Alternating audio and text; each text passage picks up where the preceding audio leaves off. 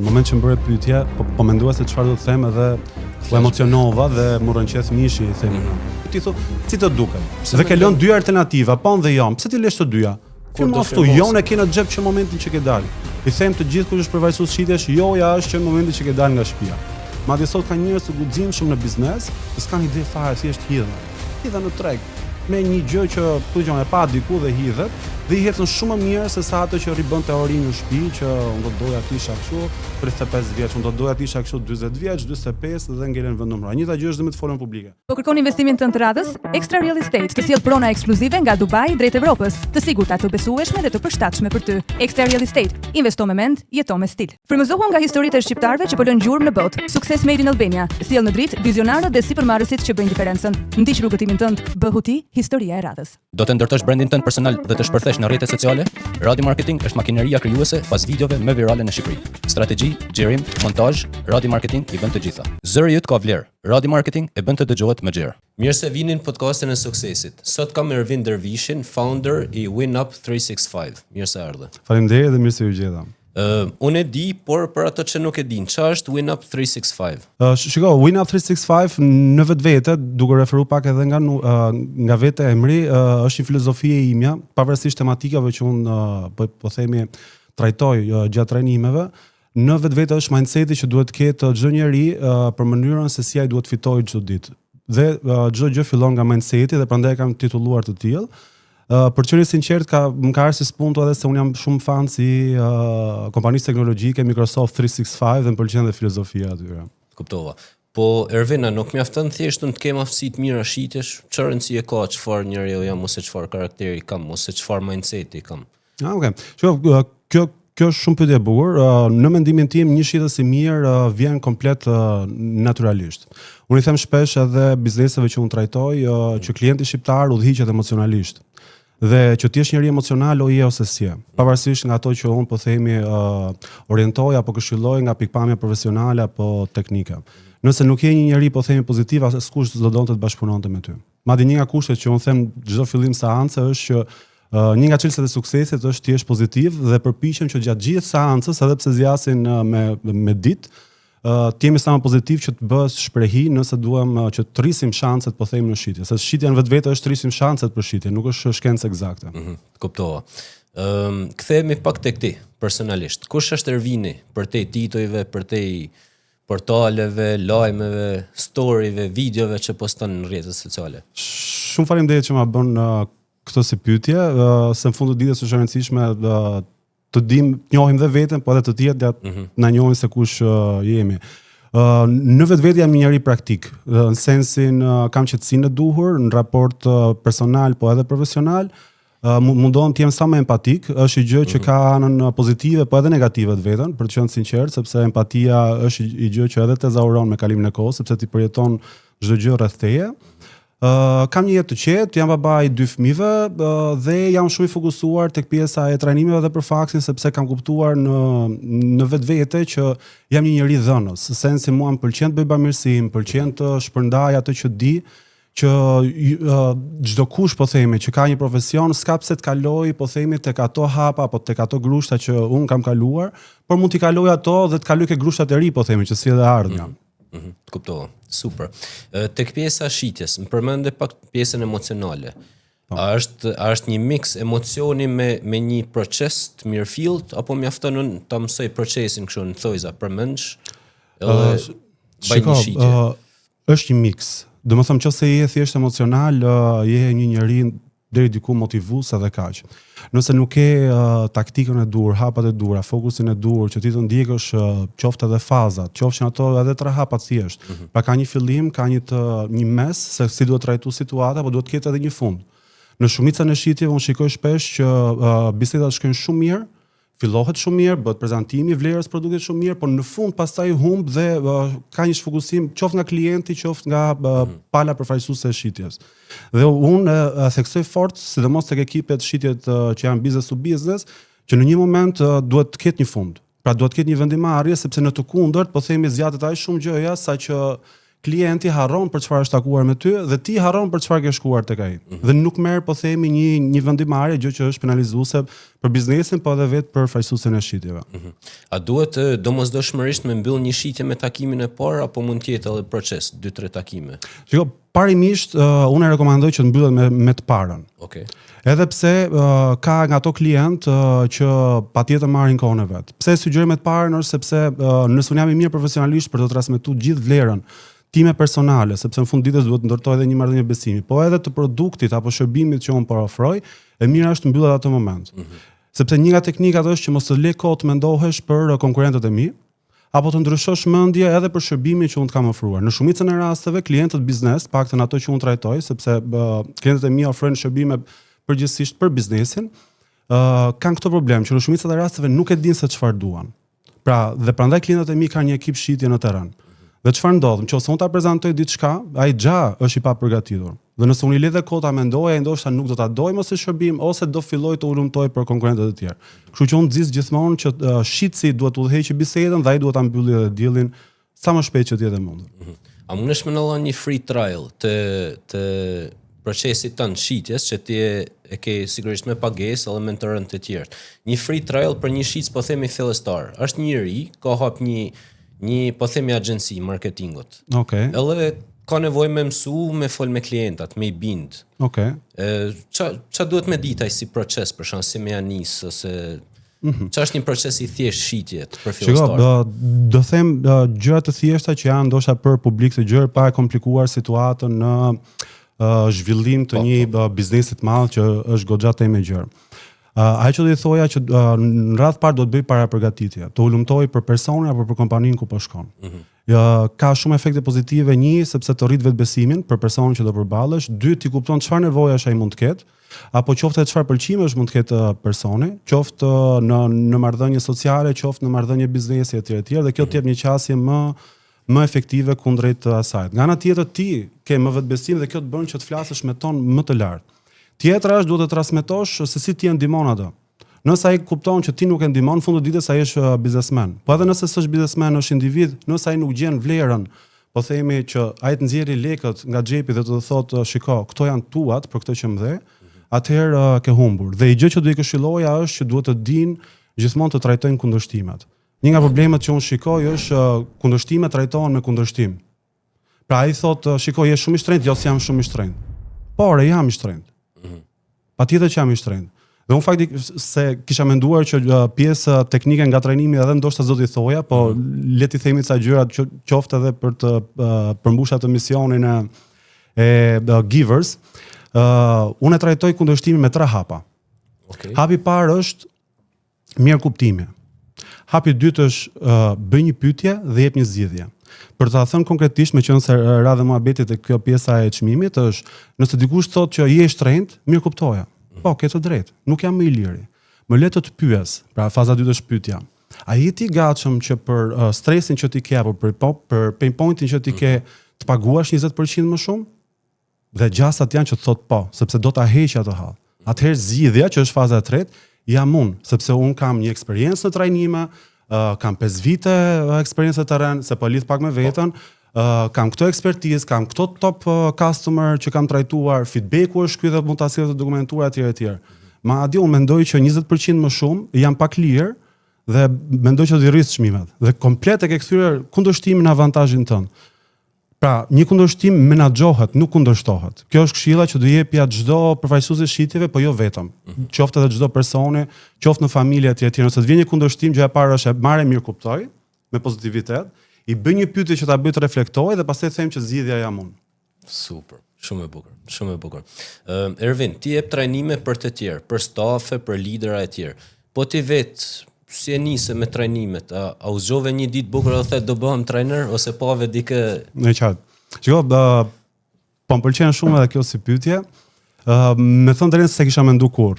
Unë kam pasadhuru shitjen, ishte një profesion që kishte ato ulje ngritjet e veta. Po themi 3 muaj mendoja që s'është punë për mua, 3 muaj mendoja që është punë për mua etj. Mirë po me ndryshimin e roleve pastaj duke qenë në ekipe operacionale etj. kuptova që kam fituar aq shumë eksperiencë sa që duhet t'i ndaja me dikë, në mënyrë që mos kalonte po themi ato dhimbje që unë kam kaluar. Më pëlqen një shprehje shumë e Napoleonit. Në kohën e luftrave thoshte që s'kam pse të mësoj vetëm nga humbjet e mia, po mësoj edhe nga humbjet e tjerëve. Dhe kjo në vetvete për një misionar, po themi si puna ime, dhe pse për mos qenë hipokrit e kam dhe biznes, nuk është se këtë gjën e ofroj dhe për falas, por më pëlqen shumë që të ndaj, dhe duke qenë se më pëlqen shumë të ndaj, dhe kjo lidhet dhe me të ardhurat të mira për të qenë i sinqert, i kam shkrirë të dyja dhe më kanë dhënë një jetë shumë të paqët profesionale, po theme. Super. Kur e kuptove që je një shitës i mirë? Shiko, ka pas faza të ndryshme gjatë jetës time profesionale në shitje. Unë kam qenë edhe në B2C, pra business to customer, që ofroja shërbime individit, por edhe business to business. Në business to customer e kam pas kuptuar sepse klientët vinin dhe thonin a është në turn ai çuni që është këtu, dhe aty kuptoja që unë kam një gjë të mirë. Okay. Pavarësisht nëse kisha unë vetbesim apo jo.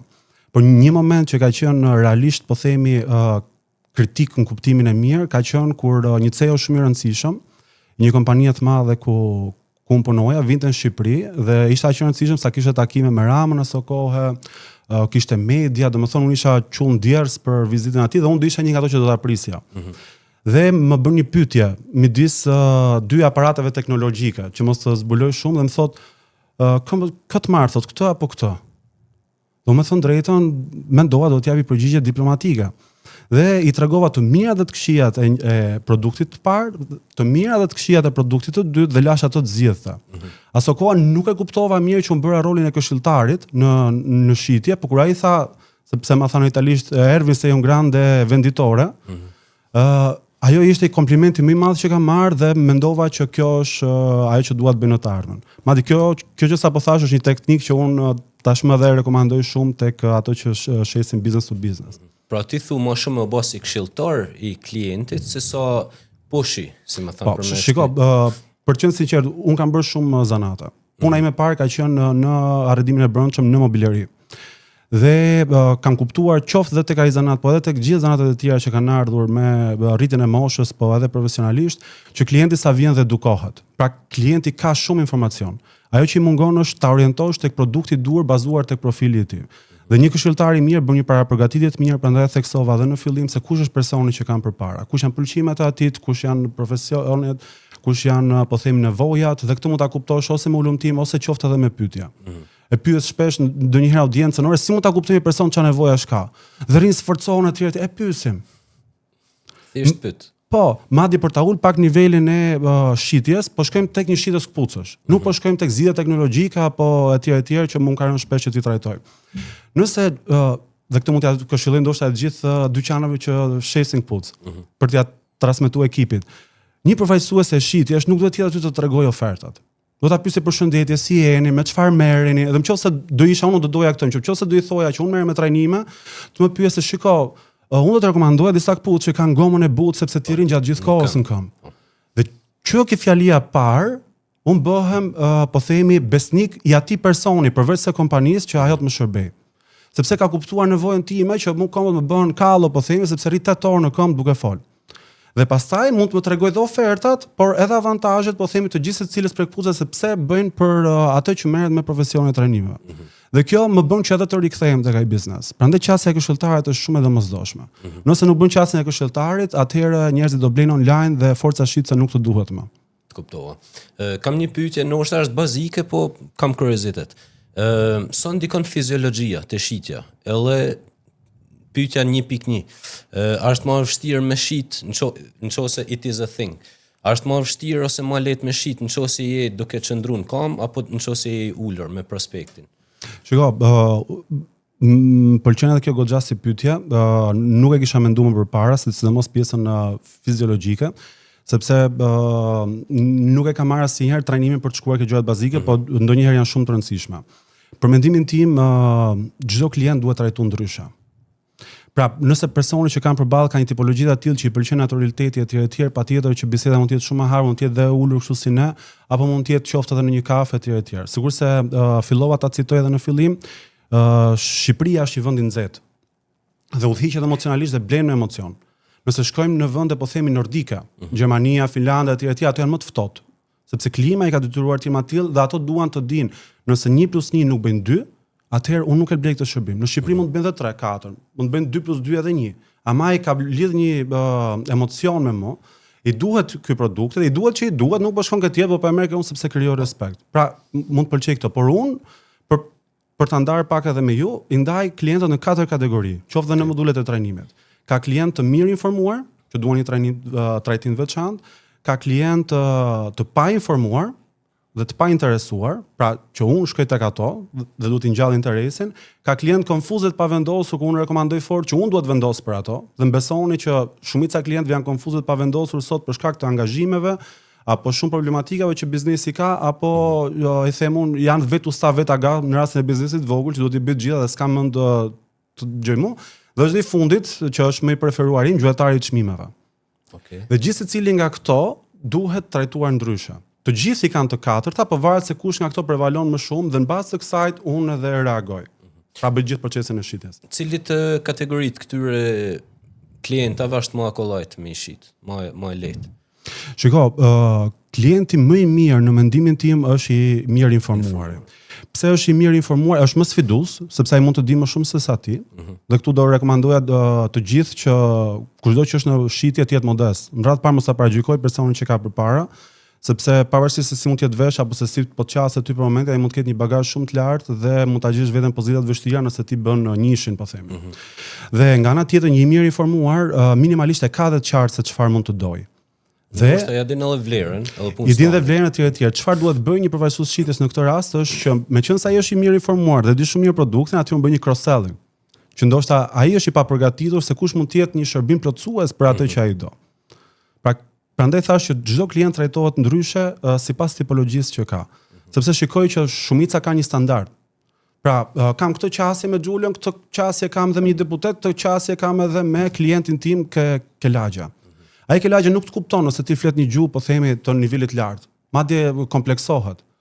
Ai po themi që është në nivelit lartë dhe unë flas një gjuhë shumë të ulët, thotë ky nuk është për mua. Prandaj them që shitja është e bukur sepse është avangard, është po themi luhatshme emocionalisht, etj të bën të përjetosh shumë gjëra, sigurisht edhe rolin një aktore. Por pa aktruar, gjithmonë duhet të jemi të vërtetë sepse kjo gjë ndihet. Kuptova. A është më lehtë me gjet një klient të ri apo me i bë upsell, me i shit diçka tjetër dikujt që i ke shit tashmë diçka? Shiko, është më lehtë ti bësh upsell nëse ti ke pasur po themi nga fillimi në fund shërbimin të mirë. Okay. Kur themi shërbimin, qoftë në nivel produkti, qoftë në nivel trajnimi etj. Të marrësh klient të ri sot, duke qenë se në treg ka shumë problematika në nivel produkti apo në nivel shërbimi, klientët janë mosbesues, kështu që të marrësh një të ri është më sfiduese. Prandaj forca shitse po themi duhet të updatohet dhe të zhvillohet në mënyrë të herpashershme që minimalisht të transmetojë vlerën që ka kompania. Pra, ti mund të kesh produktin më të mirë, por nuk transmetohet në treg në mënyrë të dur sepse personat nuk janë të dur. Mund të jenë njerëz shumë të mirë, por nuk kanë teknikat e dura, nuk kanë ndoshta motivimin e dur, ndoshta kompania nuk ka investuar ka ato që ta besojnë produktin. Dhe unë sugjeroj fort, sidomos ke disa klientë që merren tani ndërmend, që dhe vetë kompania duhet të shesë si produktin përfaqësuesit shitjeve, që përfaqësuesit shitjeve ta shesë si kompaninë. Po se bërë që ta besoj, po themi, vetë përfaqësuesit shitjeve atë, do ta thot me gjysmë zëri. Do ta them me gjithë zëri sepse ai sa i vetë ka kuptuar vlerën. Dhe nëse ai s'ka kuptuar vlerën, nuk ka se si ta bëj. Prandaj thash edhe në fillim që mindseti është shumë i rëndësishëm. Pra, unë flas atë që mendoj dhe transmetoj energjinë që mendoj. Dhe prandaj thash edhe që gjatë trajnimit unë lëviz shumë me mindsetin dhe prandaj bëj edhe praktik teori në mënyrë që t'i prekin me të gjitha shisat. Pra, e dëgjon, pastaj e shkruan dhe e shikon dhe pastaj edhe e thot. Dhe i ka prek të gjithë po themi shisat, sepse gjithë sfida në procesin e një trajnimi është që si të kalojnë nga ideja, pra nga që po dëgjon, po qoftë dhe ide që i vinë sepse unë ja kam ngacmuar idenë gjatë trajnimit, të kalojnë në implementim. Nëse nuk kalon në implementim, s'kam bërë asgjë gjë, thjesht kam dhënë lajme për disa njerëz. Kështu që për mua ka qenë shumë e rëndësishme, aq më tepër në fazën që un jam, 5 vite nuk janë shumë në mendimin tim profesionalisht, është thjesht fillimi për mua. Që të kem një feedback që gjërat që unë them po implementohen. Dhe shqyr zotit deri tani kam pas feedback pozitiv që shumë gjëra janë implementuar. Jo nga të gjithë, por nga një pjesë e mirë e stafit janë implementuar. Të kuptoj. Pse jep kaq shumë rëndësi trajnimeve praktike? As mjafton, ma the pak përgjigjen, po as mjafton ti thjesht më thon, kë është purchase, kë është si funksionon edhe tash merr. Shiko, njerëzit mbajnë mend ato që është më relevante me ato.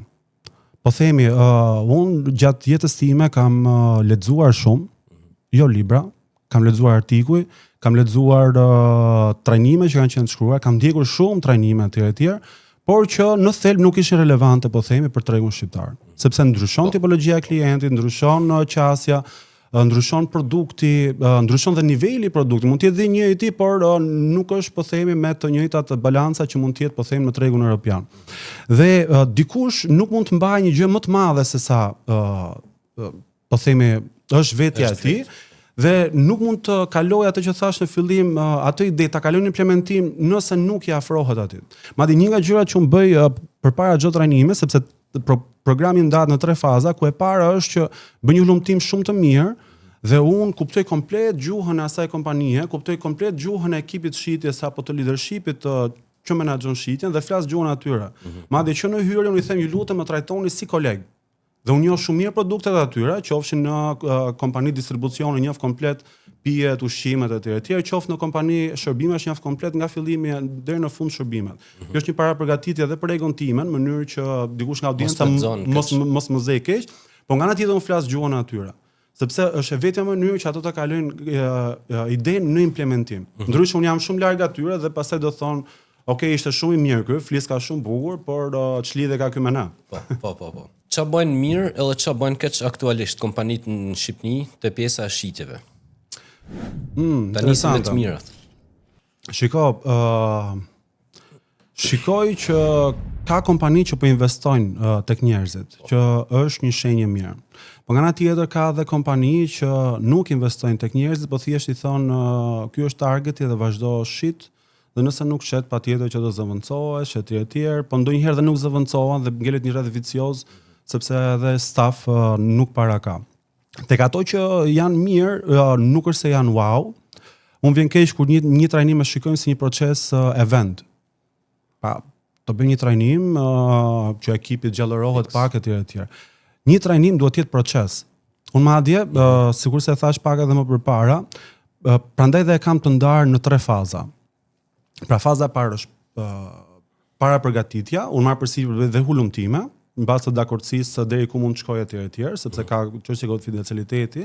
Shkojmë në ekzekutim, që është i trajnimit, ku gjatë ekzekutimit përveç se transmetoj, po themi, të gjithë teknikat apo triket psikologjike apo shumë gjëra të tjera që mos t'ju ngarkoj, por marr dhe një analizë të gjithë secilit për individëve që un kam aty për t'i dhënë një feedback edhe kompanisë se si janë ato, kush është aktiv, kush nuk është aktiv, kush është relevant, kush është më shumë proaktiv apo reaktiv.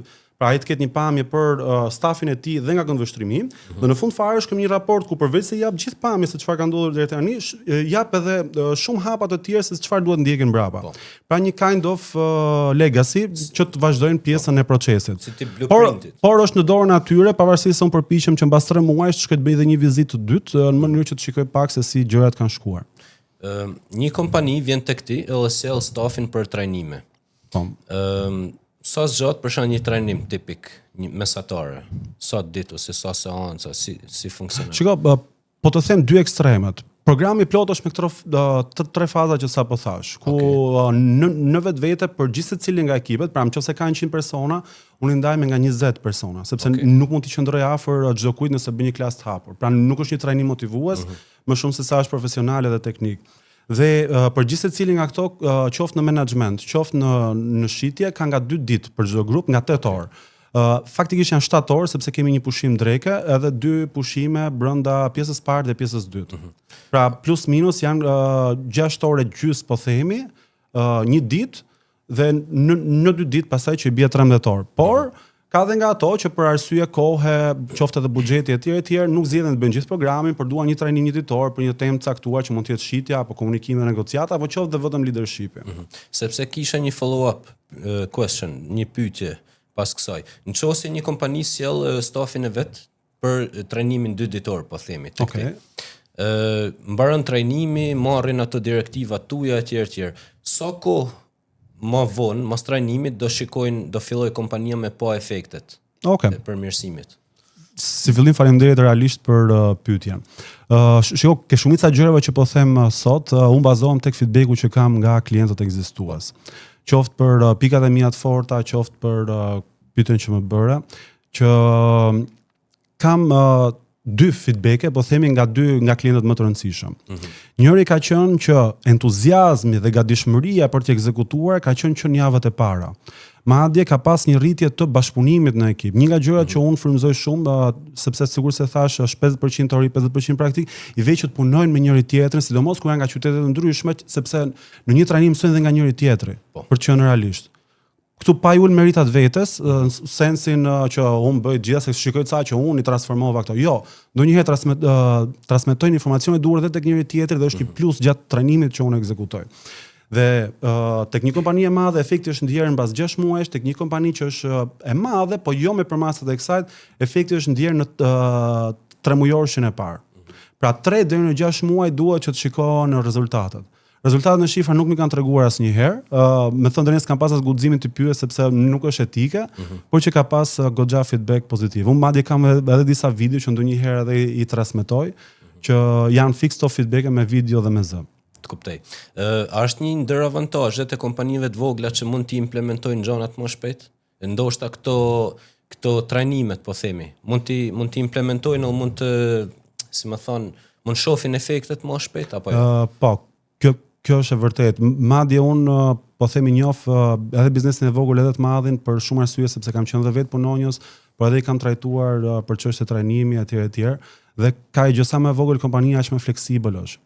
Një kompani e madhe ka dhe burokraci. Nëse duhet të implementojë një strategji që unë i sugjeroj, patjetër duhet të ndryshojë edhe politikat, rregullat e brendshme dhe duhet që përthithja e informacionit të jetë në masë, por ka efekt dhe ke një departament tjetër pastaj e kështu me radhë. Ndërsa një kompani e vogël, po themi me 20 veta, patjetër janë më fleksibël. Nuk ka një bibël, po themi ku kanë protokolle etj. Dhe kalojnë direkt në ekzekutim dhe nëse ka rezultate dhe funksionojnë nuk e lëvizin. Sa është një shprehje IT që thotë nëse funksionon leje mos e prek më. Fix, e vërtet. Do të bëj kështu, put you on the spot, një gjatë vogël. Çfarë bën ty ndryshe nga trajnerët e tjerë? Shiko, unë për qenë sinqert, edhe pse e kam ndërmend ta bëj, nuk është se kam bërë shumë hullumtime, po themi të thella në treg se kush janë konkurrentët e mi e kështu me radhë. Por nga feedbacku që kam marrë nga personat, po themi të drejtorive të ndryshme ku unë kam bërë trajnime, një gjë e veçantë që më është tekstuar shumë, sidomos në trajnimet e para, ka qenë që unë vi nga terreni. Dhe njoh mirë shitjen dhe kanë parë detajet tek unë që nuk i kanë tek ato trajnues që janë thjesht të lexuar. Pra ato i kanë të lexuar, janë shumë të mirë, pra teorikisht janë të mirë, por nuk flasin, po themi, si shkon teoria në praktik. Po.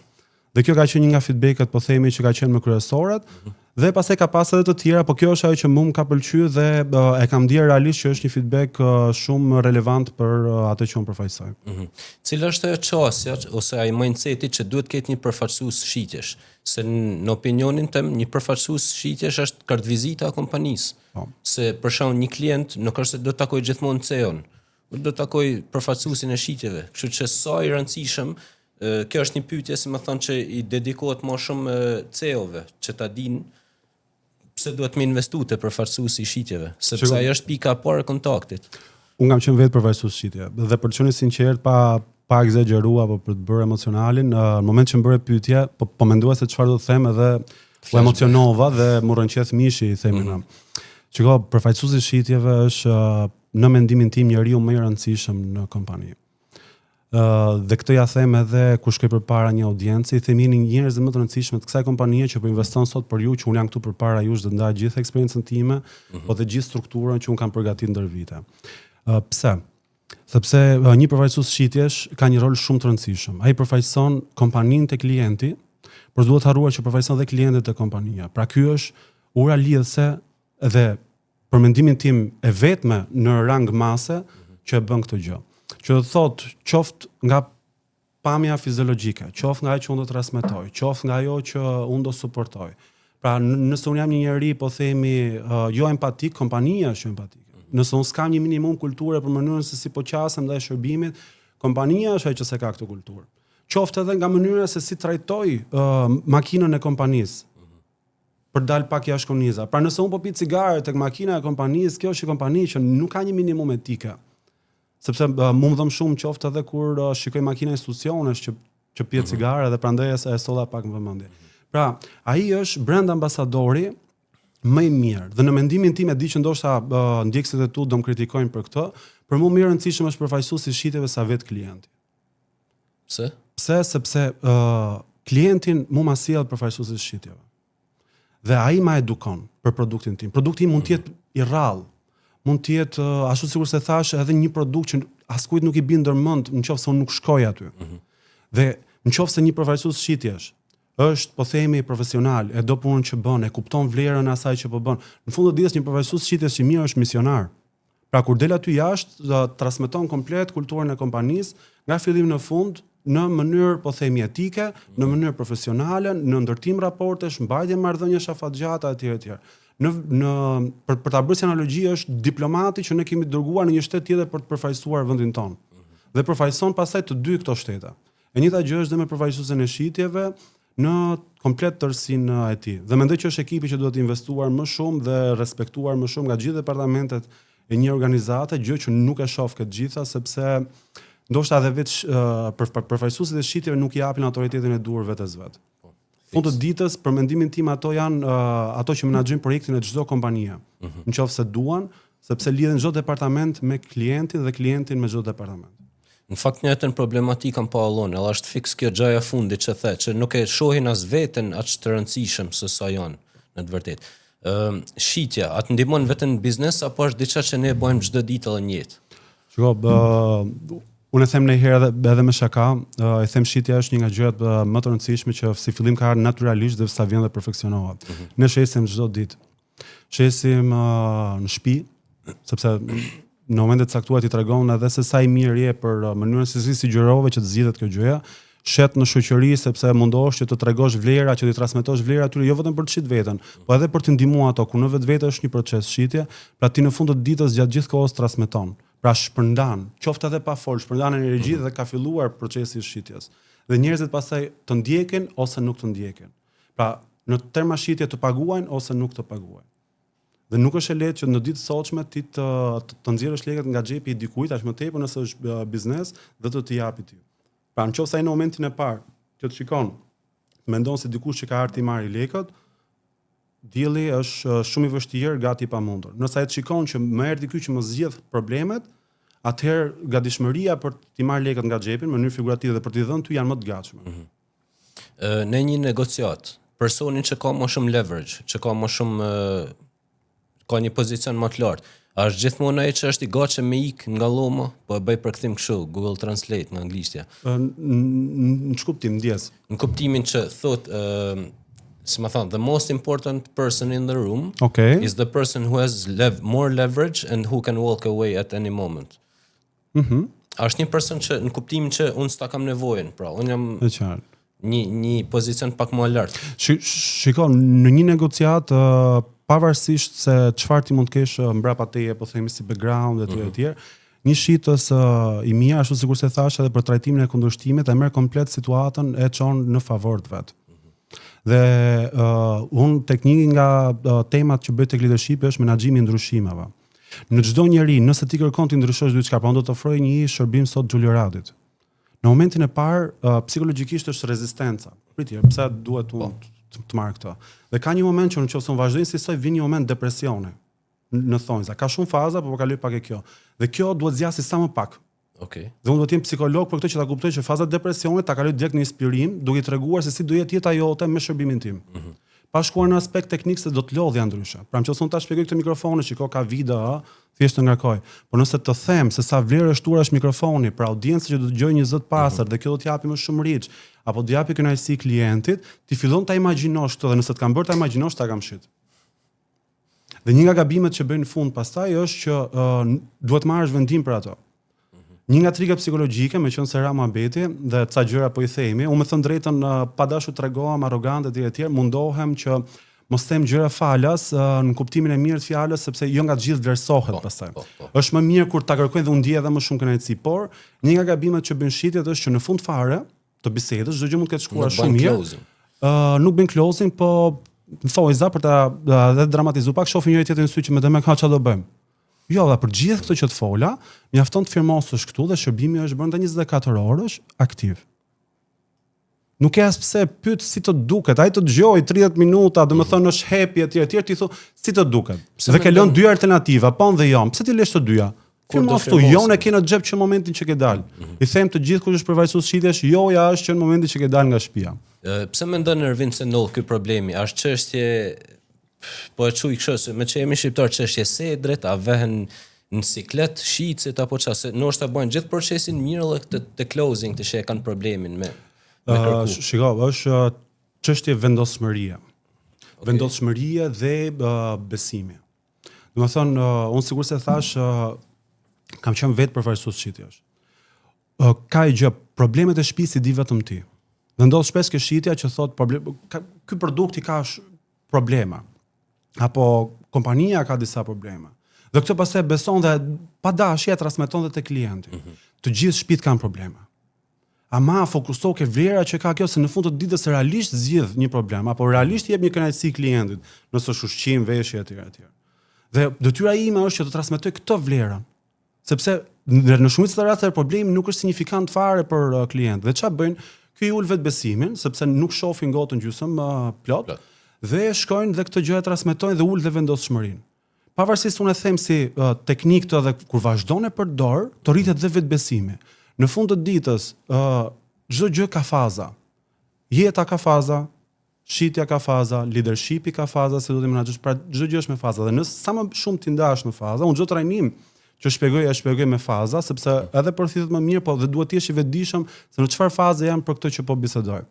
Dhe mbyllja duhet të jetë e udhëhequr nga ti. Madje është një trik psikologjik që unë kam ke pjesë e trajnimeve, që është shitja me dy alternativa. Pra nëse dua të shes të bidonin e ujit, unë të flas për mikrofonin dhe për ujin. Po unë e di që ti e lodh tani duke folë do ta pish ujin, se mikrofonin ke kohë që e ke, dhe ti prezantoj të dyja në mënyrë që mos jetë alternativa jo, dhe të them në fund do mikrofonin apo shishen. Dhe kjo është një mënyrë që unë të nxis të marrësh vendimarrje. Pavarësisht se nuk është aq e dhunshme sa mjafton të firmosësh këtu, e dhunshme në thonjza. Pra, këto janë disa trike që ty të ndihmojnë që të japësh më shumë, po themi, eficiencë shitjes, pa ndryshuar, po themi, vlerën e produktit etj. Pra, pa qenë të pavërtet, sepse kjo do ishte komplet gabim, por se si unë ndihmoj gjithë të vlerë që do transmetohet dhe të marr vendimarrjen tani, sepse jam i sigurt që klienti do të kënaqur, por duhet ta ndihmoj në vendimarrje.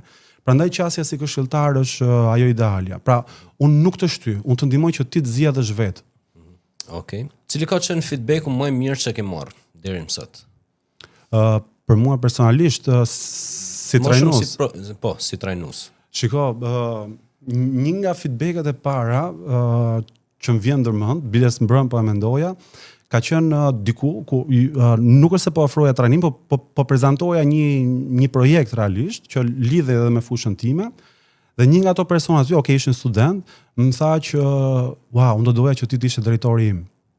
Dhe me thënë drejtën, ajo shpreja që sinqert më dha shumë vetbesim dhe ka qenë një moment decisiv goxhap që unë të marr edhe disa iniciativa kur po e mendoja mbrëm. Feedback tjetër që ka qenë goxha pozitiv ka qenë kjo që thash me CEO-n, që tha ti je një shitës i madh dhe tha me plot bindje. Dhe feedback tjetër ka qenë që un jam goxha praktik dhe i fundit fare, tani që më vjen ndërmend, ka qenë një zyrë konsulence, nuk përmend se s'kam autorizimin, që kemi pasi bashkëpunim. Dhe pse unë aktualisht po operoj si freelancer dhe stafin po themi e kam me projekte, nuk është se kam ndërtuar një kompani në Mirfield ku kam 20 veta staf e kështu me radhë, më tha jam ndier sikur kam punuar me një korporat. Për mënyrën se si e kam operuar, etj. Dhe kjo ka qenë komplimenti më i madh që unë kam marrë në 2025-ën. Madje e përshëndes personin nëse po dëgjon këtë video, se nuk ja kam thënë, që ka qenë po prap një nga ato momente që më ka bërë një push, po themi, që unë vazhdoj përpara. Do kthehemi edhe një moment në fillimet e tuaja. Se u futa direkt te pyetjet teknike. Vendose me hap një kompani trajnimesh. Po. Cilat ishin sfidat e para në fillim? Shiko, sfidat e para janë pa i hyrë anës praktike fare janë dilemat. Në sensin a mund të jetosh me këtë profesion? Po çfarë do të thotë mos kesh një rrogë fund muajit? Madje për qenë sinqert, mbasi më erdhi si dëshirë, si mision, fillova ta praktikoj dhe veten etj, fillova të heq emocionet e të folurës në publik, sepse do një fazë para përgatitore para se ti të bësh këtë. Një ish kolegu im më pyet, tha dua të hap një agjenci, tha turistike, klientët i kam gati, tha sepse 1 2 3 4 5 arsye, ç'a të bëj tha sipas ministratit. Dhe instinktivisht në atë moment i thash, shiko, hap një nip ti thash. Kur fillosh të paguash ato taksat, do kuptosh vetë që do lëvizësh se duhet të nxjerrësh lekët, edhe kjo do të të shty. Dhe ishte mendim shumë i sinqert. Ai nuk e bëri, dhe shkova bëra vet. Hapa niptin dhe për koincidencë me mendimin e Zotit, po edhe të vetes time sepse i kisha lënë vend vetes, po themi në treg, më vjen një ofertë shumë e mirë, që ishte kompani goxha e madhe, madje për kohën, po edhe tash më duket e pabesueshme, ku kam trajnuar shumë persona tek e njëjta kompani dhe ka qenë komplet programi i plot dhe që më ka dhënë po themi edhe rritjen më të madhe të vetbesimit kur kam marrë feedbackun. Sepse gjatë procesit kam qenë gjithmonë dilemë, ore po marr një pagesë shumë të madhe, a jam unë i denj etj. Gjitha këto dyshimet mi ka shuar komplet feedbacku dhe feedbackun që i kam marrë pastaj personit, s'po them as pozicione etj, që mos ta asocioj etj. Ka qenë që madje kam dhe me shkrim në LinkedIn për kudo që është interesuar, që Ervini është një nga trajnuesit më të mirë që kam parë ndonjëherë. Dhe kjo ka qenë një nga gjërat që më ka emocionuar realisht. Si fillim thash mos është qok, e ke parasysh edhe pyeta, thash e egzageru, jo tha besoj realisht. Dhe ishte serioz, thash okay, fuck. Super. Përmendet folërit në publik. Po. A ke qenë ti një profesionist edhe si ke pas problem shumë sy me të paçën në fillim apo e ke si më thon superu me praktik? Shiko, po themi gjë që ndoshta ato që kanë ndjek trajnim me mua dhe zota besojnë etj, sepse mundohem që gjithë kohës të tregoj goxha konfidencë. Unë edhe sot e kam problem. Para se të vija këtu ke ti, kisha emocionet e mia. Dhe këto emocione shuhen vetëm me rritjen e vetbesimit. Pra, nëse ti beson ke gjërat që ke gjëra që ti bën etj, pra je vërtet të vjen dhe vetbesimi. Patjetër që është çështje praktike. Dhe si e kam bërë unë? Mua më kanë pyetur shumë herë se si t'ja bëj me të folur në publik. Kam 1000 teknika. Pavarësisht se nuk e kam, po themi, temë kryesore të pjesës së trajnimeve që unë ofroj. Mënyra se si e kam bërë, kam shkuar dhe kam prezantuar në vende ku nuk më njohin. Dhe i kam thënë vetes, këto s'më fare, edhe po gabova, nuk është se do lejnam. Dhe mbeso duket kjo më e lehta. Më të vështirë kam pas ke personat që më njohin. Brenda kompanisë ku punoja, do dilja të flisja përpara atyre në rolin e trajnuesit tashmë. Dhe ishte problemi më i madh. Pse? Sepse janë të njëjtat persona që të pi kafe, bën të biseda jo profesionale dhe unë mendoja që do të paragjykoj, jo ky tash më fol kështu. Etj. Dhe kjo ndryt veten, pastaj ndërkohë asnjëri mund mos mendoj atë. Madje më kanë thënë, "Wow, je edhe kështu?" Dhe prandaj them që vjen me besimin, por është përballja. Unë jam shumë fan, kjo është një bisedë që ka nis me një homologun tim që është trajner i një fushë tjetër, ideja dhe implementimi, dhe çdo ide, nëse nuk e kalon në implementim, nuk do rritesh. Mund të kesh ide pafund, s'ka asnjë lloj vlere. Nëse i kalon në implementim, e mira është që vinë dhe ide të tjera. Sepse ti përballesh dhe mund të ikësh nga ideja fillestare, shkon ide të tjera shumë më të mira dhe prandaj merr më shumë rëndësi implementimi. Madje sot ka njerëz të guximshëm në biznes që s'kan ide fare, thjesht hidhen. Hidhen në treg me një gjë që ku dëgjon e pa diku dhe hidhet dhe i ecën shumë më mirë se sa ato që ribën teorinë në shtëpi që unë do doja të isha kështu 35 vjeç, unë do doja të isha kështu 40 vjeç, 45 dhe ngelen vend numra. Njëta gjë është dhe me të folën publike. Nëse të duhet apo ndjen që do ta bësh, dil shfaqu përpara një kamere. Mua kamera, me thënë drejtën, sepse gjatë trajnimeve filmoj për të mbajtur mend edhe se si kanë prezantuar, po themi audienca e kështu me radhë. Është një efekt shumë i mirë sepse të vë para një përgjegjësie dhe ti automatikisht rritet pjacën e bisedës. Po. Pra nëse bashkë do ishim kafe, patjetër do isha më i lirshëm, mund të isha më natyral, që është gjë e mirë, po në momentin që kam një kamerë, patjetër që natyralisht je edhe më i koncentruar ka ajo që do thuash sepse kupton edhe nivelin e përgjegjësisë. Ervin, në gjykimin tënd, çfarë bën një lider? Cilat janë ato karakteristika që mund të thush ky me të vërtetë është një lider, sepse ka 1 2 3 4. Për liderin do folja shumë, sidomos nga aspekti njerëzor. Po shkoj pak nga aspekti teknik, meqense po themi edhe fokusin e kam ke pjesa e trajnimeve. Një lider e bëjnë e kam dhe pjesë modulit faktikisht, e bëjnë 3 pilarë kryesor. flas lider në një korporat, në një biznes. Sepse po nëse dalim në jetë pastaj ka akoma dhe më shumë karakteristika, sepse personalja duket më e thjeshtë, por është akoma dhe më e komplikuar sepse vetë jeta ka dhe personale brenda. Kurse ajo profesionalja ka vetëm profesionale. Duhet të jetë në radh parë lider. Duket pak si humoristike, pra një lider do të jetë dhe lider. Kur them lider do të jetë lider që transmeton vizion, që transmeton po themi frymëzim, që është dhe karizmatik. Pra asnjëri nuk të ndjek nëse ti je një njeri ngrysur, nuk transmeton ku po shkoj me etj. E dyta është duhet të jetë një menaxher i mirë. Në fund të ditës po flasim për biznes. Pra nëse nuk je eficient dhe nuk po themi menaxhon gjërat, nuk ndan prioritetet dhe gjitha këto që po themi kam aty, nëse nuk je po themi eficient, është e kot në fund të dritës matematika është ajo që prevalon në një biznes. Pra nëse nuk shkon mirë me numrat, atëherë është problem i madh. Dhe një gjë që mungon, dhe unë e shty shumë tek trajnimet që unë ofroj për leadershipin, trajnimi leadership faktikisht është një ditë, për të korrigjuar pak ato që thashëm përpara, pra shitjes është 2 ditë, e leadership është vetëm një ditë, nuk bën mentorim. Pra nëse ti je një lider, do të thotë që ke kaluar shumë faza, ke kaluar procesin e shitjes, ke kaluar procese jeta më shumë, ke kaluar nivele, po themi brenda hierarkisë etj. Dhe nuk shkon ke ekipi jot që të bësh një mentorship apo coaching, si pret ti që ato të zhvillohen. Pse duhet kalojnë ato që me vite me radhë që ke kaluar, ti jepi atë të gatshme ato që ato të fillojnë të përballen me të rejat. Dhe për këtë ka shumë po themi mënyra. Një nga sistemet që unë përdor është sistemi Grow. Pra, një leadership duhet të jetë lider, pra karizmatik, vizionar etj, duhet të jetë menaxher i mirë dhe mentor. Nëse do i ndajë në përqindje është 25% duhet të jesh lider, 50% menaxher dhe 25% mentor. Dhe këto ndaj qoftë në kohë, qoftë në fokus etj. Pagan kjo është ajo që besoj unë sepse në literatura janë në variante të ndryshme pastaj se çfarë duhet të jetë i lider. Por që ti je një lider eficient, këto të treja unë mendoj që janë kryesore dhe këto janë ato që ligjeroj. Po ti vetë si lider, si do ta përkufizoje veten?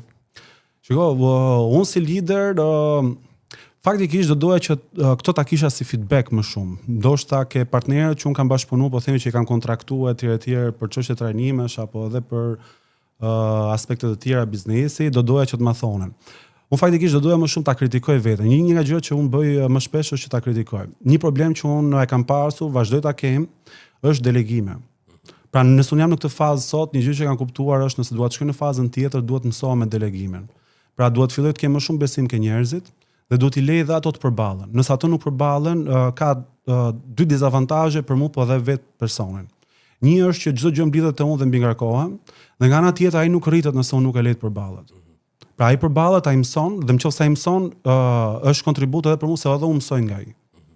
Pra delegimi ka 360 gradë gjërat më të mira. Në vetvete është menaxhimi i kohës, menaxhimi i eficiencës, është reduktimi i lodhjes time. Njerëzit jo domosdoshmërisht do të takohen me mua, po takon edhe me pjesë të tjera. Në fund të ditës jemi të përbërë për energjisë. Dhe realisht ky zanati që një nga zanatet që unë po themi po lëvroj, që është trajnimi, të harxhon shumë energji. Kur themi energji emocionale, përqendrimi, fizike, mendore, gjitha.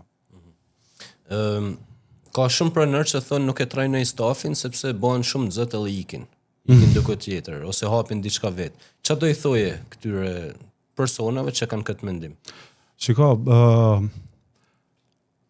nga njëra anë kanë një farë të drejtë. Sidomos për ato që bëjnë një trajnim në 3 vjet. Pse? Sepse ti bën në një moment caktuar, i rrit vetbesimin aty dhe hikën. Jemi sinqert, jam dhe falenderues ndaj një kompanie ku kam punuar rreth 13 vite, sepse ka pas një kulturë shumë të mirë puna. Trajnimet nuk ishin një gjë, po themi event. Ishte proces, ishte i përditshëm. Tu jepshin mundësitë, po themi që ti të vetë trajnohesh në për ndërfaqe të caktuara e kështu me radhë. Dhe nga kjo gjë kam mësuar shumë dhe është një gjë që do doja ta shikoja këtë çdo biznes, pavarësisht nëse është i vogël apo i madh. A hikin njerëzit nëse trajnohen rrallë, po, sepse është një moment spuntoje që ai merr motivimin për të ikur. Nëse trajnohet rregullisht, ato rriten të dy bashkë edhe ndihet pjesë e familjes, pra ndjen që po investohet tek ajo. Në një 2 raste, për të qenë sinqert, që tregojmë edhe pak histori, jam ndier keq sepse tek pjesa e leadershipit, një nga temat që kam është edhe mentorimi dhe ekzekutoj një mentorim real aty në klasë. Pra unë bëj disa pyetje, sepse mentorimi është që unë bëj pyetjet e duhura, që ai të marrë përgjigjet e duhura dhe pastaj të marrë edhe vendimet e duhura. Dhe këtë sistemin i kanë përdor pyetjet dhe ai ka marrë disa mesazhe që ka thonë shiko, unë duhet të jem më lart. Dhe këto ma ka thonë më brava. Në fillim e kam ndier mirë, po tash i kam ndryshuar pyetjet. Them drejtën sepse s'do doja që ke një klient im të afektojë që një person motivohet për të ikur, sepse është edhe një keq kuptim i madh. Sepse nxitat. Po themi kupton që ka shumë vlera etj, po më vjen që të shkojë të kërkoj promovimin edhe ka hikur. Nuk e di ajo ofron si shërbime apo jo, a ofron vetëm për privatin apo ndoshta edhe për institucione, pjesën e trajnimeve. Dhe nëse jo, a do i bëjë një lloj thirrjet ose një lloj sugjerimit që të investohet, sepse janë institucione, janë shërbim të njerëzve çdo ditë. Kur thua institucione shtetërore? Po. Shiko, publike. Për qenë sinqert, koleg, po edhe dashamirës më kanë thënë që shikoje këtë mundësinë, ka dalë ky njoftim etj. Nuk para më ka pëlqyer që të punoj me institucionet, sepse kam qenë shumë i fokusuar tek pjesa e korporatave. Për soft skill patjetër që institucionet kanë nevojë, sidomos ato që kanë marrëdhënie me publikun, po e quajmë, sepse kështu është terminologjia e duhur për ato.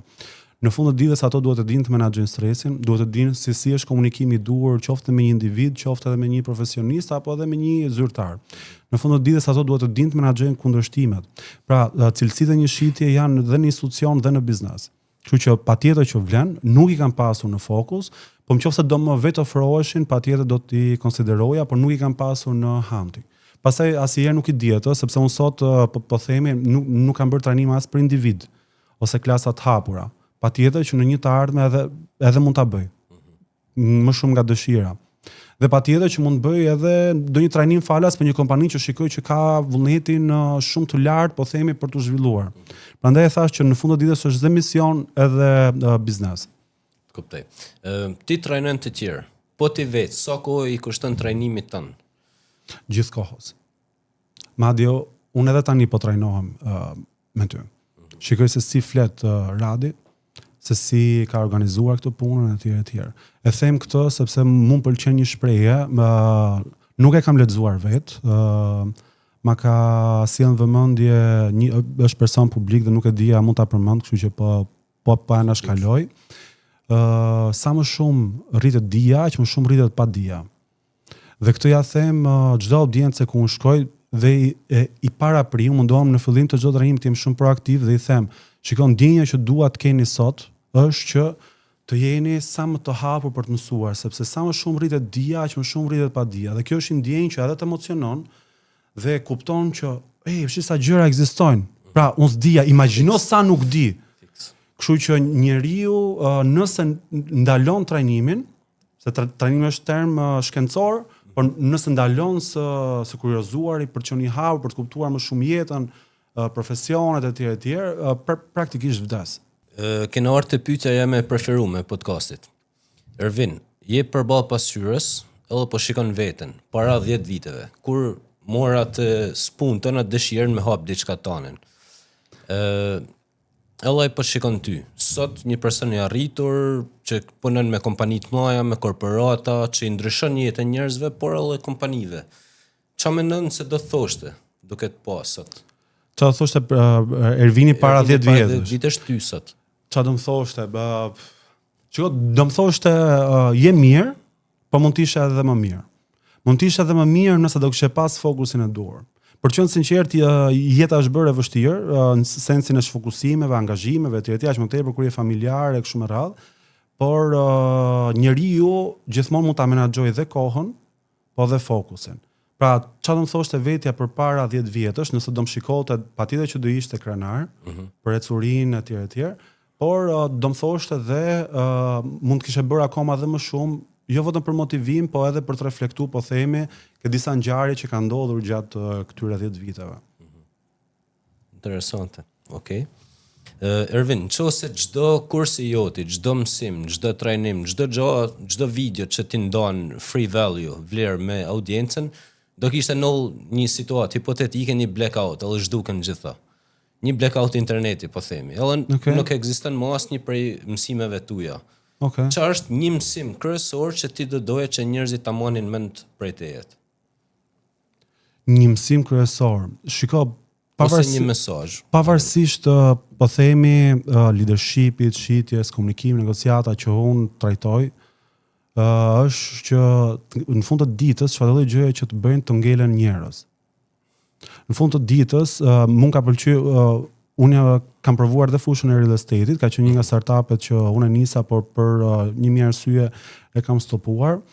Dhe një nga pedagogët që kam pas tek trajnimi i licencimit, tha për real estate-in që kjo punë është për njerëzit me njerëzit.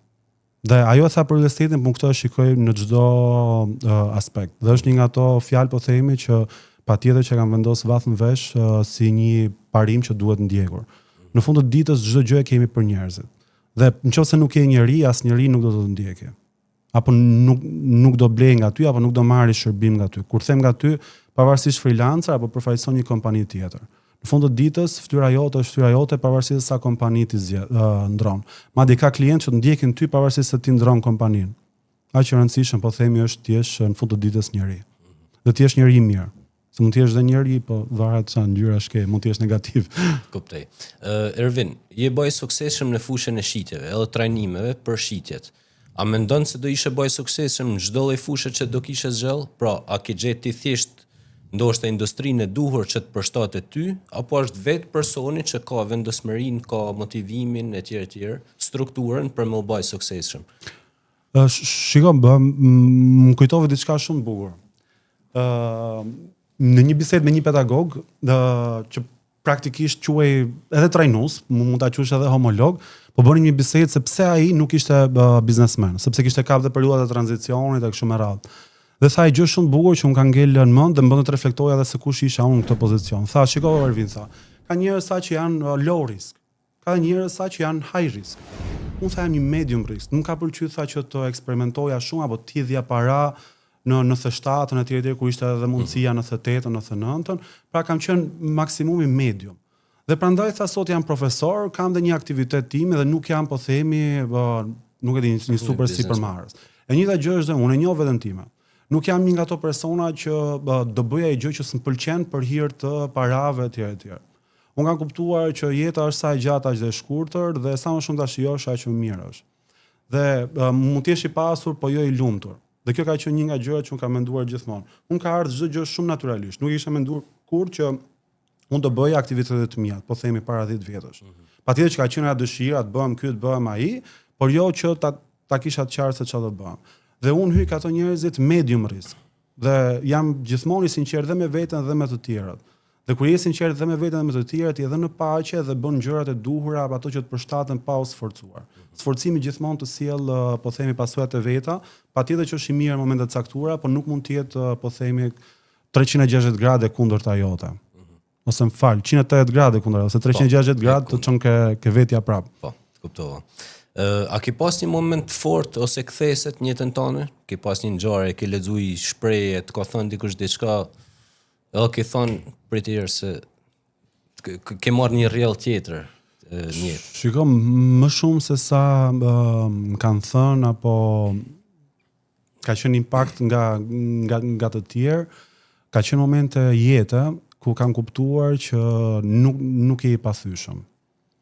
Kanë qenë momente shumë kritike, shumë të rënda, shumë signifikative që të lënë gjurmë dhe ti kupton që nëse nuk lëviz apo nuk bën hapat e duhur, je në rrezik shumë të madh në këtë botë. Dhe nuk ka qenë një moment fiks, por kanë qenë disa momente në një periudhë, po themi, të ngjeshur. Dhe nëse dikush do më pyeste sot, sepse nesër mund të them diçka tjetër, se evente të tjera mund të kem në jetë, është që kur një njeri mund të bëhet i suksesshëm është kur ka fundin. Pra nëse ka fundin, ti nga dëshira për të shkuar sipër, edhe nëse je një njeri dembel, edhe nëse je një njeri që po themi merr gjërat me lente, ti je detyruar të shkosh lart. Përveç se nëse je ekstrem, pastaj thua okay, le të mbaroj. Por kur një njeri ka fundin, gjasat janë që të dalë në sipërfaqe dhe ndoshta nga vrulli edhe mund ta tejkaloj. Kjo është super mesazh për ju që jeni në një moment vështirë. Ervin, më thënë që nuk lexoj shumë libra, por që jam person më shumë i praktikës edhe du ta përjetoj informacionin e trajnimin. Se unë gjoj shumë veta, për shkak trajnues që thonë lexo këtë libër. Ti po më thu komplet kundërtën, edhe më sa shikoj ka funksionu. A mund të më shpjegosh pak pse? Shumë e vërtet. Shiko, kam përshtypjen që është me njerëz. Unë për të qenë i sinqert me librat ka një moment që mund të shfrytëzoj për të fjetur gjumë. Ja, i kam shumë të mira për këtë, sepse më çon në një botë tjetër që më relakson, më shmang, po themi streset e ditës etj. Por jam një njerëz që dua ta përjetoj gjën. Do të thonë, unë parapëlqej që më mirë të ndjek një trajnim që është dikush që ma shpjegon, ma ilustron etj, pra më angazhon shumë dhe më merr dhe vëmendjen në këtë lloj mënyre. Dhe mundohem gjithmonë që të jenë relevante me ato që mua më duhet sot. Për të qenë sinqert, kam një rang librash, madje i kam rëndit mënyrën aty se si nga rëndësia unë duhet t'i lexoj ato dhe kam vendosur që t'i lexoj në momentin që më duhet ajo lloj tipologjia. Pse? Sepse dua që kur ti marr ato mësime, të nesërmen t'i kthej në realitet. Sepse nëse nuk i kthej në realitet, praktikisht do harroj edhe librin dhe ka një vlerë kot, kam përjetuar një emocion shumë të mirë. Një nga sfidat që un kam në jetë pavarësisht profesioneve është që ato që di ta kthej në implementim, sepse është edhe vetëm mënyrë që edhe mos harro dhe të marr jetë. Prandaj theksova edhe që në fillim. Këtë raport kam dhe me librat. Por jam shumë më i dhënë ti kem gjërat më të përmbledhura. Kjo edhe për të menaxhuar pa kohë ndoshta, por është edhe vetëm natyrë. Ka njerëz që pëlqejnë shumë. Unë njoh shumë kolegë të mi që lexojnë shumë, kanë shumë botë etj, por edhe në jetë pa dashur t'i kritikoj, shikoj që bën më shumë teoricien se ç'duhen. Njerëzit duhet të marrin ato gjëra që i duhen. Më shumë se sa ato që janë për kuriozitet apo dikush ja ka rekomanduar. Ai që ja ka rekomanduar sepse bën sens për ato. Dhe por s'bën sens për mua sepse nuk është pjesë e jetës time. Në kohët të sotshme marketingu dhe shitja janë shumë të bashkëpunojnë, si më thënë, me njëra tjetrën. As shumë sa që njerëzit nganjëherë edhe ngatrojnë. Kam dëgjuar një shprehje të Gary V, që është ekspert i rrjeteve sociale, i marketingut, edhe është bëj famshëm në rrjetet sociale. Edhe ai thoshte që nëse ti po fokusohesh shumë te shitja, do thotë që nuk ke bën një punë të mirë me marketingun. A je dakord me këtë shprehje? Shiko, marketingu është para përgatitja e shitjes në mendimin tim. Dhe marketingu nuk prek vetëm shitjen.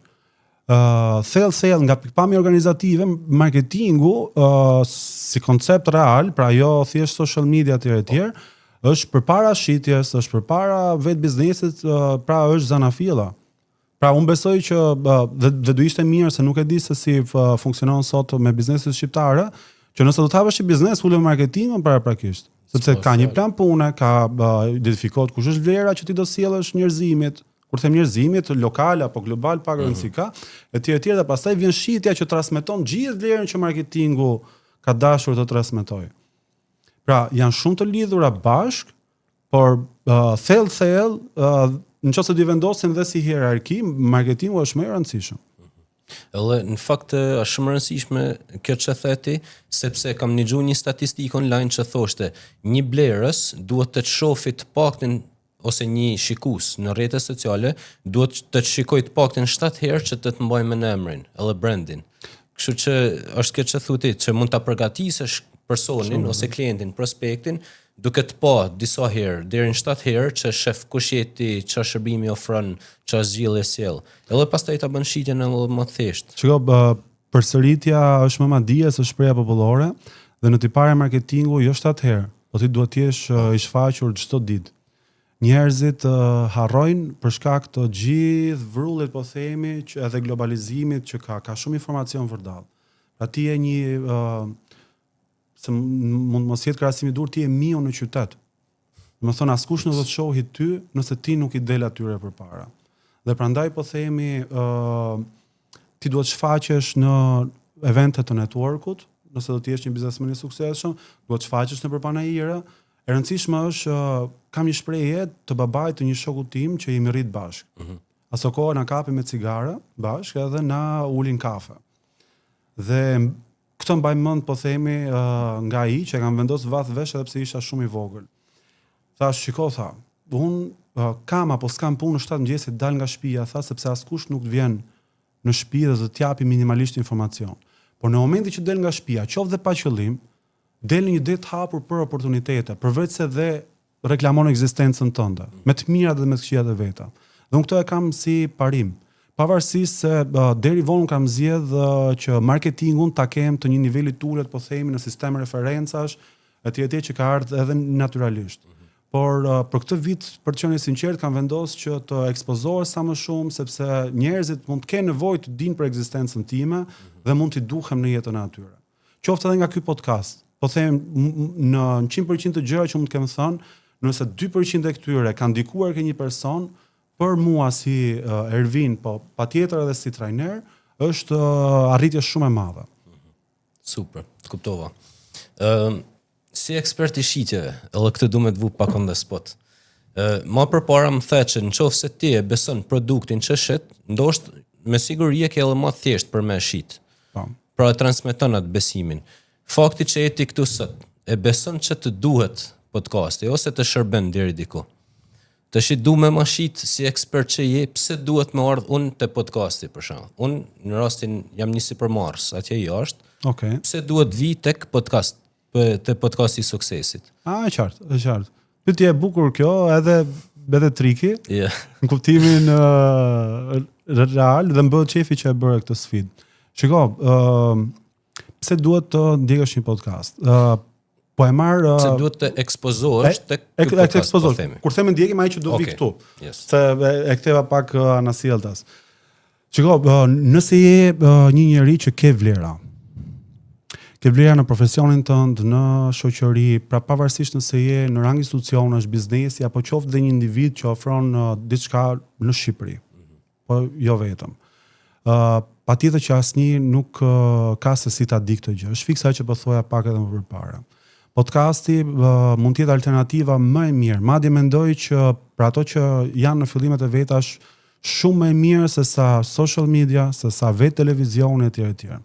Pra unë nuk mund të shkoj në televizion që është goxha e komplikuar, mund të kem dridhet e mia, ke presion kohor, ke presionin, ke angarin, vishu bukur grimi, domethënë që aty dhe mund të dalë që si e vetja. Unë tash që jam këtu, unë për të qenë sinqert, kjo është hera dytë që dal në një podcast. Nëse Wake Up i mund quhet podcast, sepse përpara 14 vitesh kam përfaqësuar një agjenci atje dhe mbaj mend atë ndjesinë, po ka qenë pak më e fortë sepse ishte edhe televizion. Po sot për shembull, deri në këtë moment të paktën që flasim, jam ndjesh shumë rahat.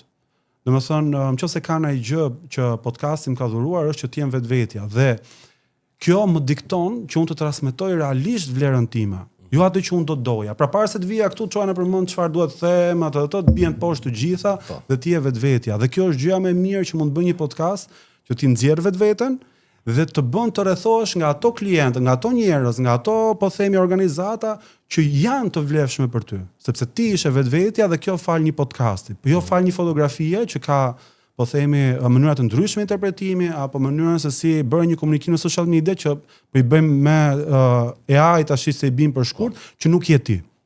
Podcasti nxjerr në pa atë që ti je, sepse do flasësh me emocionin tënd etj dhe do vesh edhe përpara pozitës së ca pyetjeve që as ti vetë nuk i ke parashikuar dhe të nxjerr realisht atë që ti je dhe kështu që do përqafohesh nga ato që do duan ty siç je. Po më vjen me bë një humor se do i bëj podcast vetes me këtë bindjen që më ke bë. Okej, super. Po filloj ta mendoj dhe unë tani që mund të kem dhe unë një podcast. Pse jo? Shumë e bukur. Ervin, ma the pak indirekt, direkt etj. Si më thënë nëpërmjet përgjigjeve tuaja, por po ta bëj si pyetje direkte. Okay. Ma the që përveç se unë bëj biznes me këtë gjë, sepse shpenzoj energjinë, kohën, mundin tem, unë kam edhe mision. Çfarë është fiks ky misioni jot, domethënë? Në çfarë konsiston? Shiko, do ta them me fjalë shumë të thjeshta. Domethënë një nga gjërat që dua të bëj sot është që të bëj shitsin, sensin ka ato që them etj, duhet të jem sa më natyral, aq më tepër edhe për bisedën që bëm. Realisht e shijoj. Domethënë ka një moment që unë bëj negociata me klientët etj dhe jam totalisht profesional, jam në rangun e shitjes negociatorit, madje bëj edhe bluffin të tipit, okay, si e klient për mua, e gjitha. Jo se them fiks të. Po. Dhe nga ky momenti e mbrapa mbasi deali është mbyll, pra u firmos kontrata, unë jam komplet në art. E shijoj më. Domethënë pavarësisht strukturës që unë para përgatis. Domethënë unë kam një strukturë, por kur them para përgatis e përshtas për atë industri, për atë audiencë, për cila nga temat do ketë më shumë fokus sipas nevojës etj. dhe e shijoj dhe her pas here tregoj dhe histori për t'i bërë si analogji të kësaj, domethënë haj shumë e shijoj. Dhe jap gjithmonë 100% tim. Kjo është ndjenjë që më ka karakterizuar gjithmonë, sigurisht e thash edhe në fillim të podcastit, që unë jam një dhënës. Domethënë kush më njeh, ish koleg, shoqëri etj. Unë jam dhënës. Më pëlqen t'jap, e shijoj më. Çdo gjë, t'jap nga vetja, t'jap nga pasuria ime, etj. Madje një periudhë po e konsideroja problem, për të qenë sinqert, dhe kam pyetur edhe një hoxh. I thash, se di pse më erdhi mend që ta pyesja, ishim në një ceremoni ta tillë, dhe i thash, shiko, kam këtë gjë, po si shpjegohet dhe është mirë apo është keq? Vetëm një rregull duhet mbash tha, që do japësh vetëm kur vetë je përmbushur, sensin që mos i bësh dëm vetes. Dhe këtë është po prap një nga ato gjëra që unë kam vendosur vatvesh, që okay, duhet të jesh dhënës, po jo pafund, por gjithmonë kur ti kesh me tepri. Dhe për sa i përket eksperiencës sidomos të shitjes, kam eksperiencë me tepri, sepse un kam punuar në call center vitet ku po themi e para kur ka filluar, pra kam shit nëpërmjet telefonit, kam mirëmbajtur klient nëpërmjet telefonit, kam qenë përfaqësues dyqanesh dhe jo dyqan do si do për brende ndërkombëtare, kam qenë në business to business si account manager në korporat, kam trajtuar biznes të vogël, të madh në rrethet të ndryshme, dhe gjithën këtë që në vetvete po prap ishte pasion, pse mos ta jap? Dhe patjetër ta monetizoj, se në fund të ditës është energji, por është edhe kohë e humbur nga familja, nga vetja etj. Po kur janë të dyja, pastaj është arritja. Dhe njoh shumë njerëz që e quajnë arritje sepse po e bëjnë dhe për pasion edhe për aspekt po themi ekonomik, që patjetër është i rëndësishëm në jetë. Kuptova. Të shkojmë pak kështu bigger picture, edhe të flasim pak për tregun. Ti punon me korporata të ndryshme, me kompani nga më të ndryshmet. Për ata që dojnë me punu, a ka punë, a mundet me gjetë një njerëz punë sot në Shqipëri? Shiko, unë jam i parimit të paktën tani, nëse do më kishe pyetur përpara 10 vjetësh, më thuaj komplet gjë tjetër. Edhe nëse s'ka punë, krijohet. Aty jashtë ka gjithmonë diçka për cilët njerëzit kanë nevojë. Unë do sugjeroja fort që të gjejnë diçka që nuk është në masë. Pa jo të gjithë duhet të hapim lokale dhe furra buke apo farmaci etj, sepse tregu është i mbigopur, por edhe si individ, sidomos nëse jetë në të 30-ta, ti ke kaluar disa eksperjenca jete dhe është sigurt që ti di ta bësh diçka. Mundohu të gjesh pse ti mund të jesh ndryshe dhe fokusohu ka ajo ndryshe që ti bën dhe shko thuaj njerëzve që unë mund të të ndihmoj me këtë. Dhe nëse po themi funksionon me 1, me 2, me 3, do të thotë që tregu pas ka nevojë dhe atëherë fillon strukturoje. Është shumë e rëndësishme struktura. Më thonë edhe tek pjesa e trajnimeve, një nga sfidat më të mëdha është të strukturosh atë që do të transmetosh dhe të menaxhosh kohën se kur do ta transmetosh edhe se si të jetë sa më efektive që të përcithet. Pra një biznes pa strukturë është e kot, sepse udhëhiqet emocionalisht, dhe nëse udhëhiqet emocionalisht pastaj humb rrugës edhe nuk ka shumë. Por aty jashtë dhe kur nuk ka punë sepse ka nevojë. Çfarë tip pjesëmarrësish has të qëllon me pas në trajnimet e tua? Kjo është shumë e bukur sepse është edhe fani, se sigurisht se e thash, unë fillimin e trajnimit dhe kam tek pjesa organizative sidomos dhe bëj edhe disa trike po themi për ndërgjegjësim. Dhe ja them dhe audiencës këtë sepse më ndihmon që të kuptoj direkte se kush është audienca. Një nga tipet e audiencës është ajo entuziaste. Tipat entuziast në audiencë dallon direkte sepse mundon ta imagjinoj që në mënyrë proaktive janë ato që zgjohen mëngjes, vishën bukur se do shkojnë në trajnim, vjen aty, është entuziast, përshëndetje, si e ku mund tulem kudo apo kam emër etj dhe bien dhe në sy.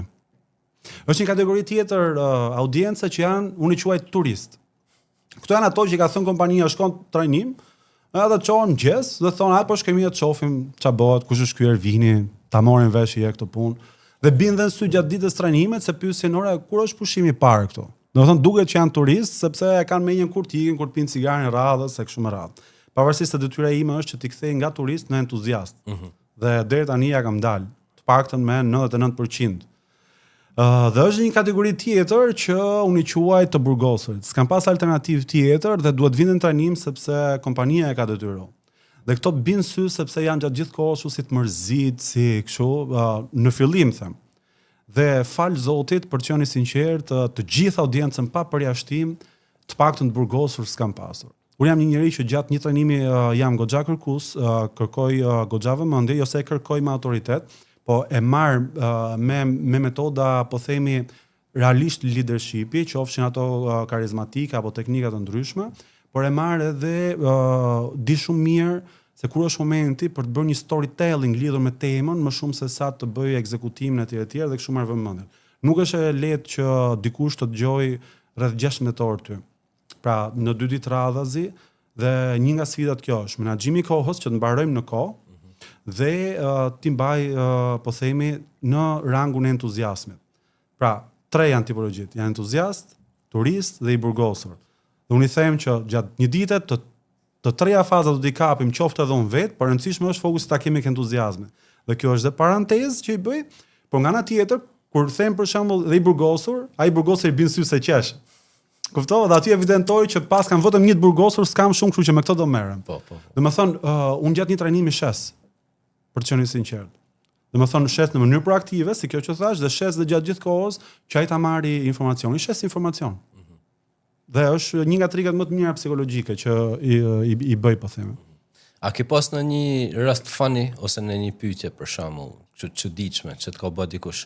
Ti mund të kesh kënd të thonë diçka krejt profesionale, kështu dikush të ka bëj pyetje që është komplet jashtë teme. Ka qenë një moment unë tek leadershipi, po ndonjëherë edhe tek dita e shitjes, varet edhe se si përcaktoj po themi fokusin e temës me klientët.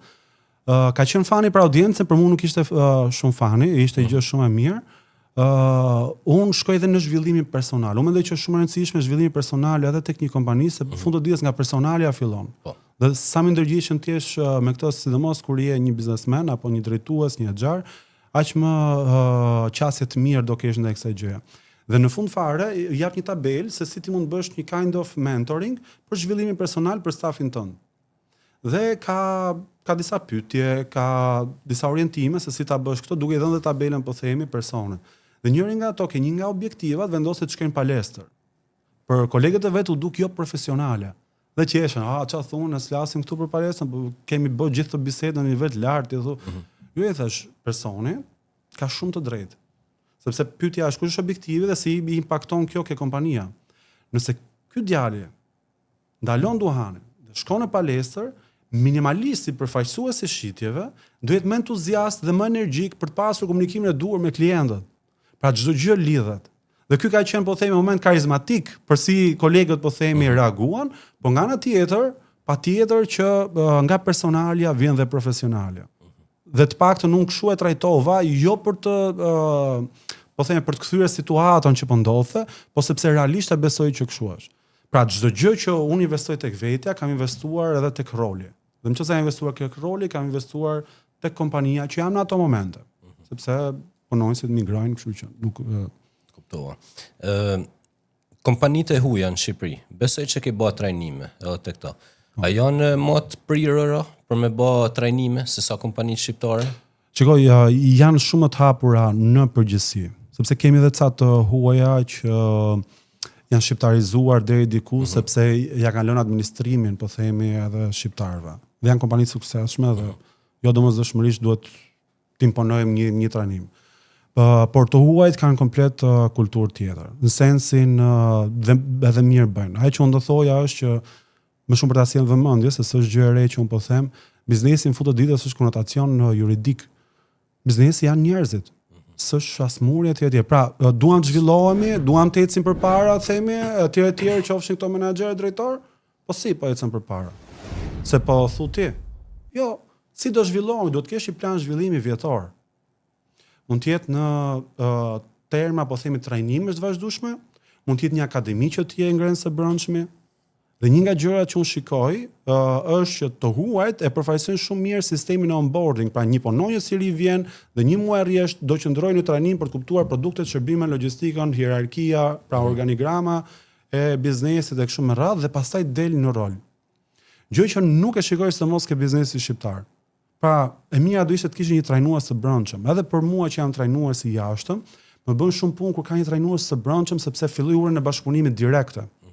Dhe ajo që unë bëj pastaj kthehet në një formë trashëgimie, që ka ndodhur ke disa klientë që janë e kanë këtë lloj qasje, tek ky personi në mënyrë që të ndjekë që gjithë trajnimi të fillojë dhe të ekzekutohet etj me radhë. Gjë që s'mund ta bëj domosdoshmërisht 100% menaxheri apo burimet njerëzore e kështu me radhë. Kuptova. Çfarë mesazhi do kishe për të rinj shqiptar? Të bëna një pyetje për pjesën e biznesit, tash po flasim në përgjithësi komplet.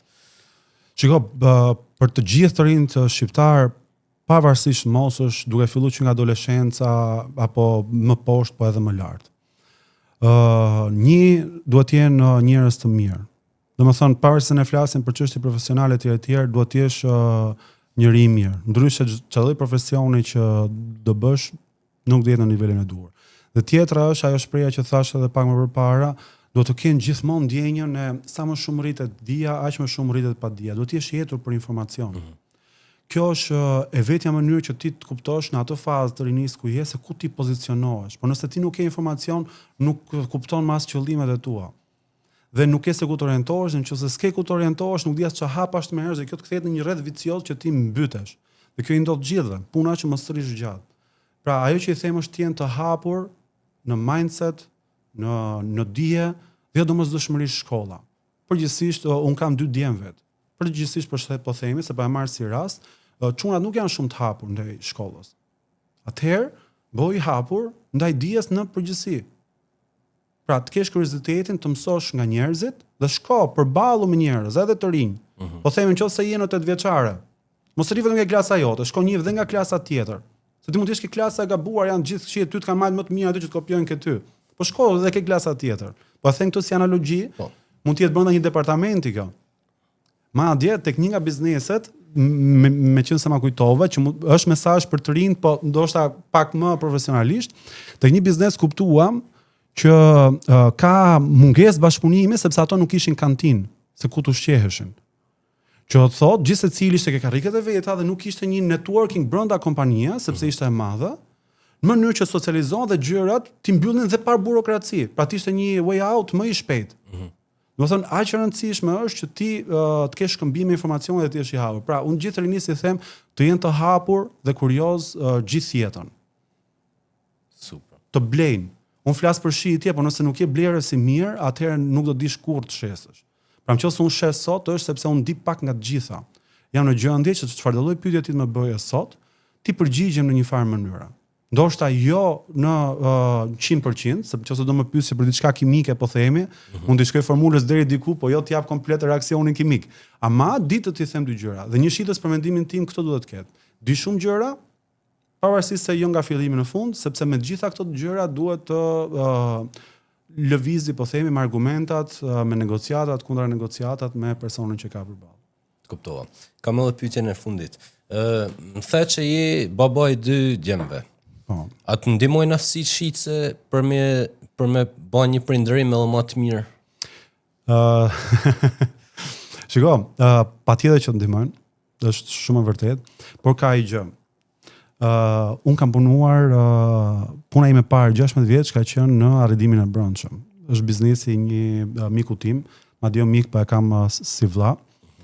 Dhe kuzhina ti ke parasysh. Pra unë isha në atë profesion dhe kuzhina tek shtëpia ime ka pakët rrihnin me njëri tjetrin. Për çfarë? Thjesht për ta gradu. Domethënë ke shtëpia jote ndonjëherë ti nuk bën profesionin tënd. Pse? Sepse ke komplet qasje tjetër. E njëjta gjë është edhe në këtë rast. Patjetër që ka avantazh, sepse unë di se si të ndikoj psikologjikisht, por ti përfshihesh edhe më shumë emocionalisht. Pra ti je pjesë e rrethit. Nuk je jashtë rrethit edhe je i ftohtë edhe mund të gjykosh. Dhe prandaj unë ndonjëherë sugjeroj trajnues të jashtëm. Pa dashur dal komplet ke profesionale. Pra janë ca gjëra që ti kur je brenda rrethit, vorbullës e tjerë, nuk je në 100% citat. Por shitja në vetvete është psikologji dhe patjetër që ndihmon shumë jo vetëm marrëdhënie me fëmijët. Pra se si ti të shesësh tek ato duke bërë pyetjet e duhura që ato të reagojnë si ti do doje, po pa ushtruar presion, sepse këtë bën dhe negociat, pa vënë klientin qoshe, dhe nga ana tjetër kupton që janë ca gjëra që ndryshohen me kohën, pra negociata duhet zgjasin më shumë, dhe kështu e kupton këtë po themi qasje edhe tek fëmia. Ndihmon shumë, po jo që ti e bën 100% ashtu sikur se e bën edhe në profesion, sepse i edhe i përfshirë. Në sensin me një klient të shtypin dot nervat edhe ti thosh, i kanë dashin aleracë na mërzitë. Kurse fëmijëve edhe ja thu, se egzageruan, po themi, kam një orë që flas edhe ti son bindesh. Kuptova. Ervin, shumë faleminderit për bisedën. Ishte Shumë kënaqësi me faleminderit. të një gjuhë edhe me mësu për e të jetë. Unë falenderoj shumë për kohën, një për komoditetin që më ofroi, jam ndjerë shumë natyrshëm, edhe të uroj sa më shumë suksese për 2026-ën dhe të gjithë ndjekësve që ju keni në podcastin tuaj. Faleminderit. Për gjithë mirat.